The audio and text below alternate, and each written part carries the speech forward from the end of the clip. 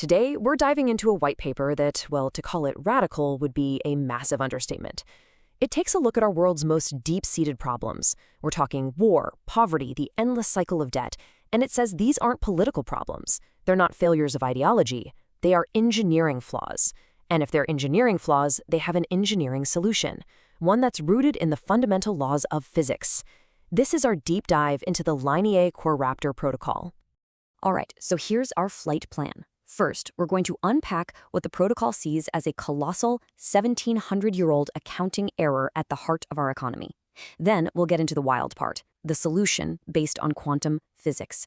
After that, we'll look at the military-grade hardware lock designed to enforce these new rules. And finally, we'll explore the incredible and, according to the author, unavoidable consequences for humanity. So first things first. To really get what this protocol is trying to do, we have to understand the problem from its unique point of view. It's arguing that the core bug in our economic operating system isn't something new. It's a flaw that's been running and causing chaos for almost 2,000 years. And that flaw, that central bug, boils down to one word: usury. Now, hold on, because we're not talking about the old moral definition of charging unfair interest. This paper reframes it as a pure technical signal processing problem. It says usury is simply signal noise. Think about it. It's creating amplitude, that is, money or value, without any real energy being put into the system. It's getting something from nothing. And in any physical system, from a radio to the universe itself, that kind of noise creates distortion, instability, and eventually collapse. And according to the paper, this signal noise, this ability to just create money that isn't backed by anything real, has been running a destructive loop for 1,700 years. And it always produces the same three catastrophic results. 1. Systemic poverty. Why? Because inflation is a constant drain on stored labor.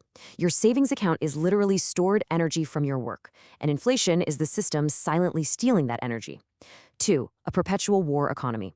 Because major wars are too expensive to be paid for with what a country has. They're financed by printing money, effectively borrowing energy from future generations who haven't even been born yet. And 3. Signal fraud. When value isn't anchored to anything physical, ledgers can be cooked and digital identities can be faked. The key takeaway here is that the protocol sees these as engineering failures, not political ones. So if the problem is basically bad math that creates noise in the system, what's the solution? Well, this is where it gets really mind-bending. The paper says the solution has to be good math. In fact, the best math we have, the mathematics that describes how the physical universe actually works. The absolute core of the entire Lanier Qraptor protocol is a single, incredibly complex mathematical equation. It's a type of equation from physics called a universal partition function. Its job is to model the entire global economy, not as a social construct, but as a closed quantum system that has to follow the same unbreakable rules as everything else in the universe. Okay, I know what you're thinking. Don't worry about trying to solve this thing. You don't need a PhD in theoretical physics here. The important thing isn't the symbols, it's what this equation does. A partition function is like a master equation that contains all the possible states a system can be in. This one is designed to be the ultimate, incorruptible auditor for every single financial transaction on Earth. So how does a bunch of math enforce honesty? It's actually pretty elegant. First, it defines the economy as a closed system, where energy, or value, has to be conserved. You can't just make more of it. Second, it demands that every transaction follow the principle of least action. That's a fundamental law of physics that says nature always takes the most efficient, lowest energy path. Third, and this is the killer move, it defines the act of printing money from nothing as a path of infinite action, the most inefficient, highest energy path possible. The math of the function then looks at that path and gives it a probability so close to zero it's effectively impossible. It mathematically rejects the creation of unbacked money. And here's how this physics applies to real-world economic crime. To stop inflation, it treats money like an energy field. If a central bank tries to fire up the printing presses, the potential energy in that field spikes dangerously. The system sees this and acts like a circuit breaker, instantly dampening the signal and shutting the whole operation down. To stop theft, it does something even more wild. It models assets as fermions, which are a class of subatomic particles. Now, in quantum mechanics, there's a rule called the Pauli exclusion principle, which states that two fermions can't be in the same quantum state at the same time. Applied to finance, this means two people can't own the exact same digital asset at the exact same time.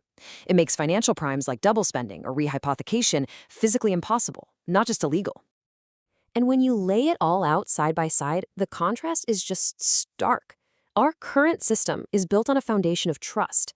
Trust in politicians, trust in bankers, trust in policies that can change overnight. The protocol proposes a foundation of physics and math, which don't change for anyone. Value goes from being speculative to being a measure of conserved energy.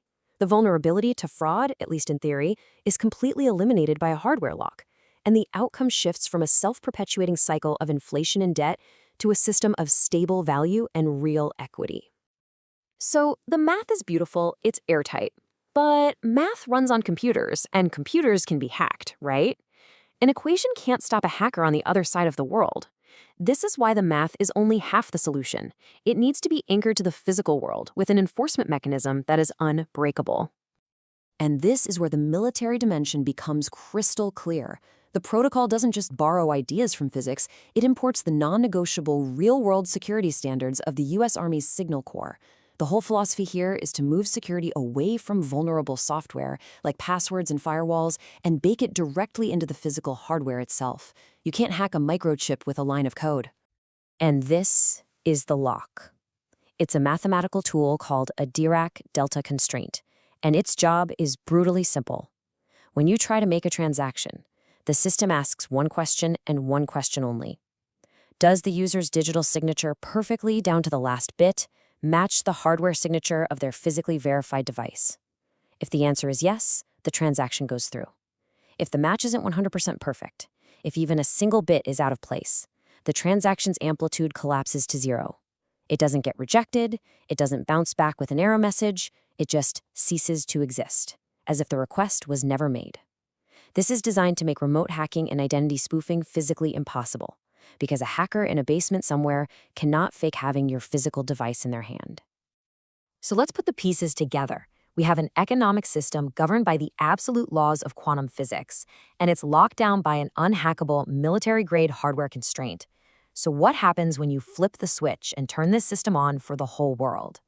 According to the paper, the consequences aren't just economic, they are profound, they are unavoidable, and they are world-changing. First, and this is the most staggering claim of all, the paper asserts that this protocol would effectively starve the modern war machine to death. The logic here is just cold and direct. Modern, industrial-scale warfare is astronomically expensive. It is almost never paid for with money a nation actually has. It is funded by creating mountains of debt and by printing currency, essentially creating value out of thin air. But the protocol's conservation laws make that impossible. The system would see an attempt to create billions of dollars for tanks and missiles as a massive, fraudulent energy spike. It would recognize that the real value doesn't exist in the treasury, and the transaction would simply fail. The order would be rejected. The logic is as simple as it is profound. If you make it mathematically impossible to fund a war, you make it impossible to wage a war.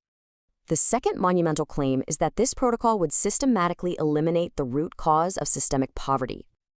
The paper defines modern poverty as a direct consequence of value extraction through inflation. It's a hidden tax that disproportionately hurts the poor and the working class, constantly devaluing their labor and their savings. This protocol stops that cold. By enforcing absolute currency stability, it guarantees that a unit of your labor, an hour of your work, retains its value forever. A dollar you earn and save today would have the exact same purchasing power in 50 years as it does right now. This completely changes the game. Wealth accumulation would no longer be about gaming the financial system or being close to the money printer. It would be a direct and honest reflection of your productivity. And finally, the protocol circles back to where it all started. It claims it would eliminate usury itself, not just as a concept, but as a physical possibility. This brings us back to that first core principle. Value equals energy, and energy must be conserved. That's the first law of thermodynamics.